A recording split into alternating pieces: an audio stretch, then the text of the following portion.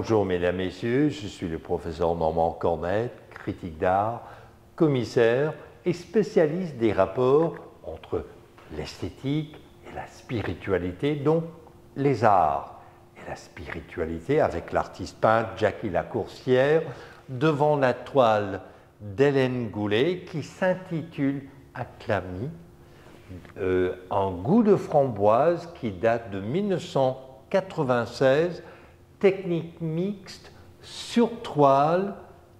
Et vous, Jackie Lacourcière, vous vouliez en parler. Oui, c'est une toile qui a frappé mon imagination quand je l'ai vue, parce que, bon, Accalmie, c'est très, très clair, hein? Il y a l'avant, il y a l'après, c'est ce que ça me dit.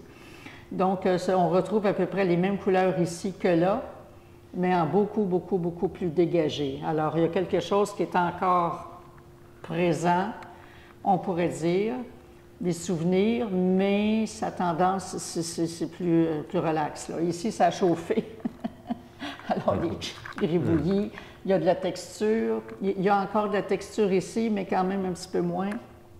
Les couleurs, il y a des couleurs franches, puis en même temps des mélanges. Alors ici, là, c'est un charabia. Là, ici, il y a graffiné la peinture. Alors là, c'est intense, là, il y a quelque chose là. Mais là, ici, c'est coupé. Donc, deux segments totalement différents, coupés au couteau. Alors, c'est une transition très franche, très directe. Et ici, bien, on respire.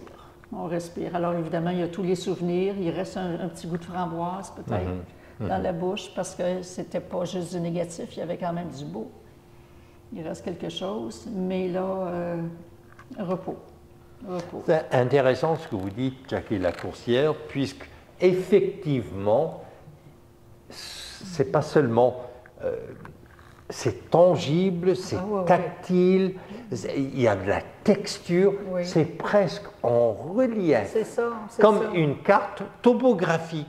Oui, quand on la regarde de près, c'est pour ça que, comme je disais, j'aime toujours regarder une œuvre de loin, mais j'aime beaucoup la regarder de près aussi, puis je l'examine sous tous ses angles parce que c'est incroyable ce qu'on peut déchiffrer, ce qu'on peut voir. Et oui, la texture n'est pas là par hasard, hein? Elle parle très, très fort.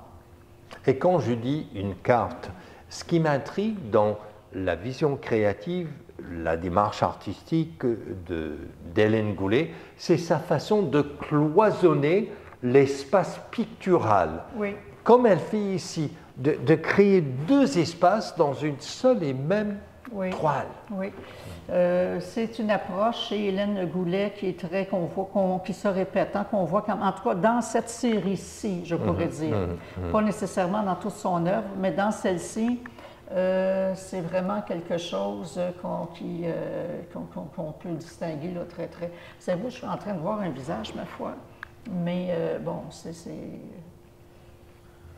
OK, non, ce que j'ai dit, là, c'est ce qui a attrapé mon œil en tout premier lieu. Ouais. À mon humble avis, cette œuvre est prophétique dans le sens qu'elle annonce le corpus d'œuvres qu'elle allait créer dès le début du XXIe siècle, oui, basé...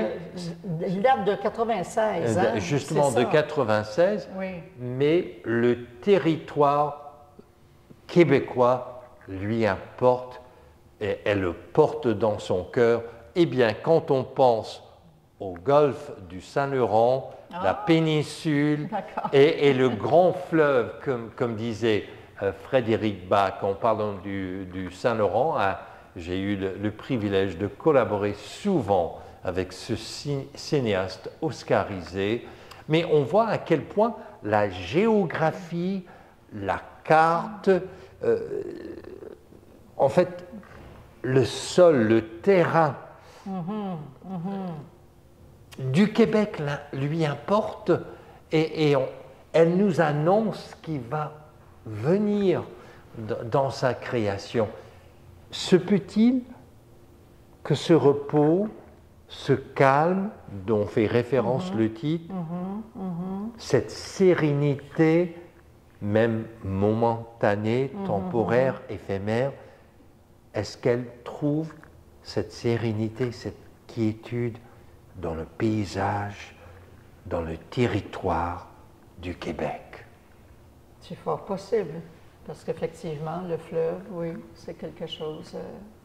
oui, parce que quand un artiste peint, c'est toujours à partir de ce qu'il y a de plus profond dans sa personne, au niveau des émotions, des sentiments. Donc,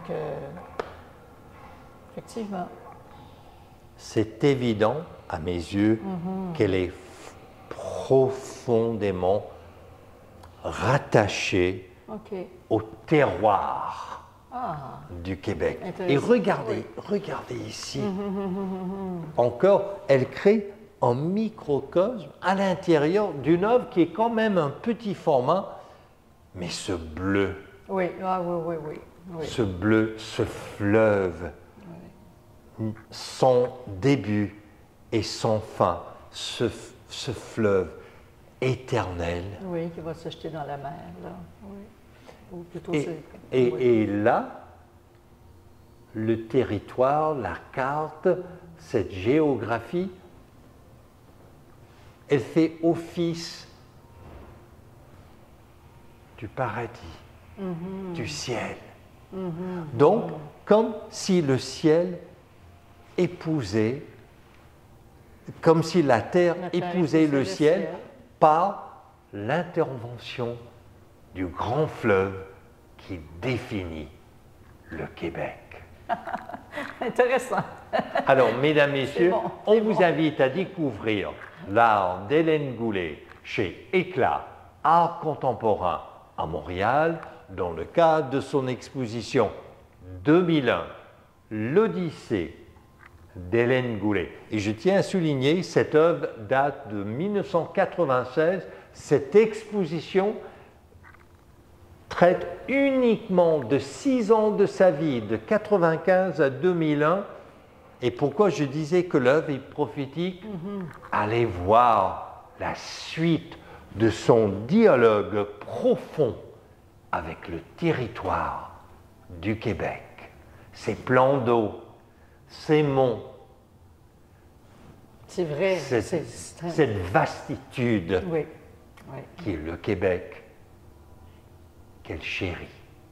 Je suis le professeur Normand Cornet et vous êtes à l'antenne de Radio Infocité.